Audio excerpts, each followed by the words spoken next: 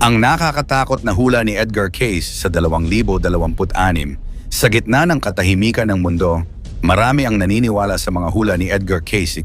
Kilala daw siya bilang The Sleeping Prophet. Narito ang 10 nakakatakot na hula niya sa 2026 pang-10. Ang Pilipinas bilang safe zone sa malalaking cataclysms. Hindi niya binanggit ang Pilipinas ng direkta, ngunit sinabi niyang maraming bahagi ng mundo ang lulubog, lalo na ang Japan at malaking bahagi ng US coastline.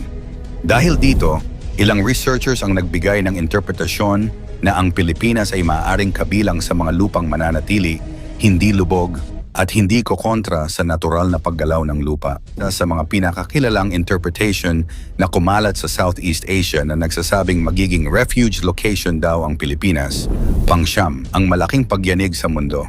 Sa mga propesiya ni Edgar Cayce, ilang beses niyang binanggit ang isang global na pag-uga sa politika ng mundo.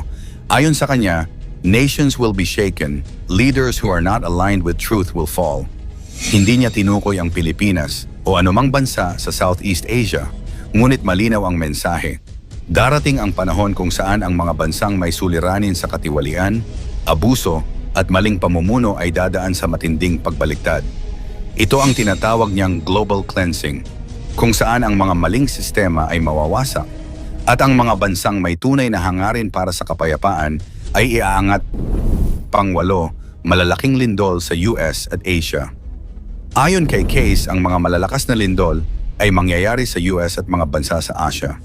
Sa US California, lalo na ang San Andreas Fault, ay maaring magdulot ng malaking pinsala sa Los Angeles at San Francisco. Sa Asia, Japan, China, at Southeast Asia, ay maaring makaranas ng malalakas na lindol at tsunami. Pang-7, pagbangon ng bagong kontinente mula sa dagat. Isa sa pinakakamangha-mangha niyang hula ay ang paglitaw ng bagong kontinente mula sa dagat. Ayon sa kanya, ito ay maaaring mula sa Pacific Ocean o paligid ng Atlantic Ridge na nagre-representa ng muling pagsilang ng mundo. Ang bagong lupain ay simbolo ng bagong simula, kung saan mas balanse ang ugnayan ng tao sa kalikasan at Diyos. Pang-6, pagputok ng malalaking bulkan. Sa 2026, posibleng magkaroon ng mega eruption sa ilang malalaking bulkan tulad ng Yellowstone sa US, Mount Fuji sa Japan, at Mount Vesuvius sa Italy. Ang sunod-sunod na pagsabog ay maaaring magdulot ng volcanic winter, pagbagsak ng temperatura, at kakulangan sa pagkain. Ngunit ayon kay Cayce, ang mga ito ay bahagi ng Earth's cleansing at simbolo ng paglilinis ng kasakiman at kawalang respeto sa kalikasan. Pang-5, matinding pagbabago ng klima. Ang mga dating malamig na rehiyon ay maaaring uminit at ang mga mainit na lugar ay makakaranas ng kakaibang lamig. Ang matinding pagbabago ng klima ay hindi lamang pisikal kundi espiritual. Isa itong paalala na ang kalikasan ay tumutugon sa kasakiman, polusyon, at kawalang malasakit ng tao. Ang pagbabago ng klima ay magtuturo sa sangkatauhan na magbalik loob sa kalikasan at mamuhay ng mas responsable. Pang-4, pagkagulo sa ekonomiya ng mundo.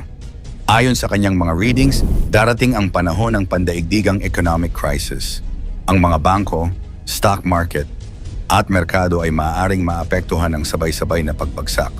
Ngunit ayon kay Cayce, ang crisis ay magbubukas ng daan sa bagong anyo ng ekonomiya na nakabatay sa kooperasyon, pagkakaisa, at espiritual na balanse.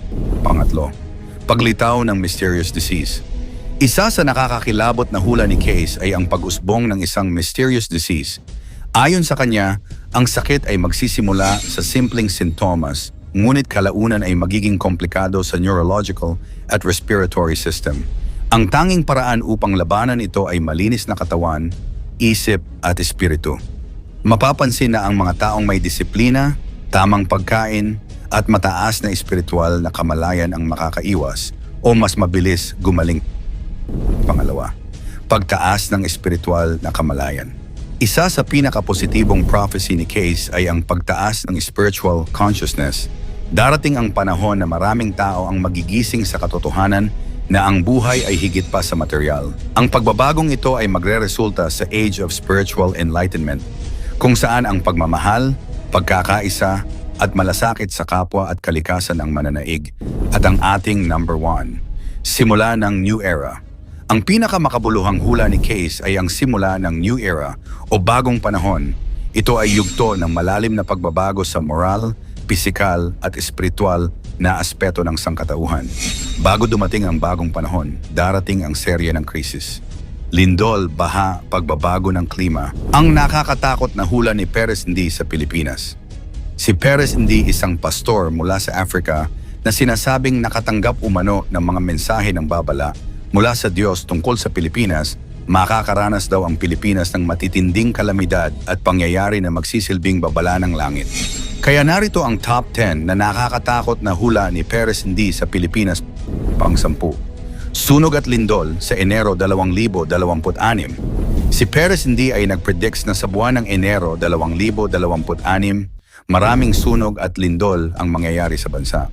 Particular na binanggit niya ang mga petsa, Enero 1 hanggang 6, Enero 6 hanggang 18, Enero 22 at Enero 27. Ang lindol at sunog ay maaring tumama sa Manila, Mindanao at hilagang bahagi ng Pilipinas. Ayon sa kanya, ito ay resulta ng patuloy na paganong selebrasyon at hindi pakikinig sa boses ng Diyos. Binanggit niya ang mga pagdiriwang tulad ng San Antonio at iba pang paganong festival na ginagawa pa rin ng mga tao. Sabi niya, kung patuloy ang ganitong gawain, mas marami pang sakuna ang darating sa bansa.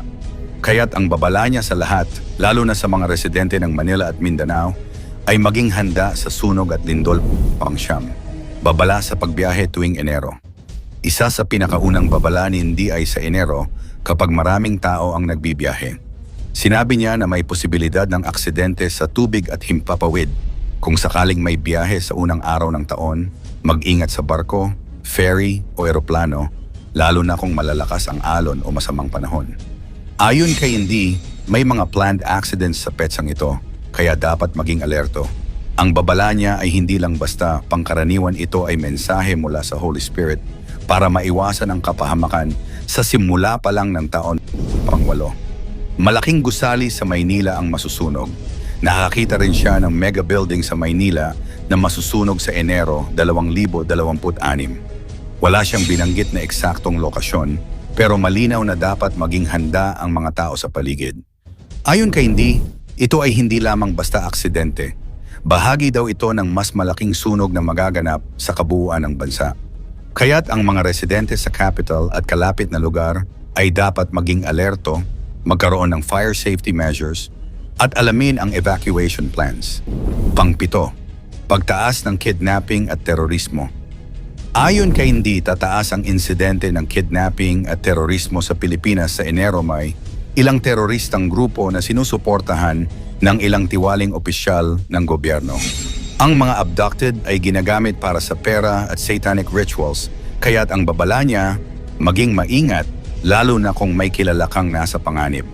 Ang mensahe niya sa mga magulang at pamilya, bantayan ang kabataan at iwasan ang paglalakbay sa lugar na mataas ang panganib ng kidnapping. Pang-6, hatol sa mga leader ng gobyerno. Ang 2026 daw ay taon ng paghuhukom para sa mga leader ng bansa. Maraming opisyal ang mahuhuli at makukulong dahil sa katiwalian at lihim na gawain. Sabi ni Hindi, those who do not repent will be removed from power. Umpisahan daw ito sa Enero at unti-unting mabubunyag ang mga nagtatagong kasamaan. Ang mga leader na hindi magsisisi ay maaaring mawalan ng posisyon at harapin ang batas. Para sa kanya, ito ay babala sa mga opisyal na dapat maging tapat at magbago bago mahuli at maparusahan. Pang-5, panawagan kay Pangulo at Vice President. Direktang babala kay President Ferdinand Marcos Jr. at Vice President Sara Duterte. Sinabi ni Hindi, dapat magsagawa ng 3 araw na pambansang pag-aayuno, fasting, mula alas 6 ng umaga hanggang alas 6 ng gabi, walang pagkain at tubig. Pang-4, 6 na bulkan at malalakas na lindol. Nakakita rin siya ng 6 na aktibong bulkan sa bansa na posibleng magpabagsak ng kalamidad. Bukod dito, maraming malalakas na lindol mula 7 hanggang 8 na magnitude ang maaaring tumama sa Pilipinas. Ayon kay Hindi, mas malakas daw ito kaysa sa karaniwang 4 hanggang 5 magnitude na nararanasan sa bansa. Ito ay babala sa lahat ng residente malapit sa mga bulkan at fault lines na maging handa at may emergency plan. Pang-3, pagbabalik ng doomsday.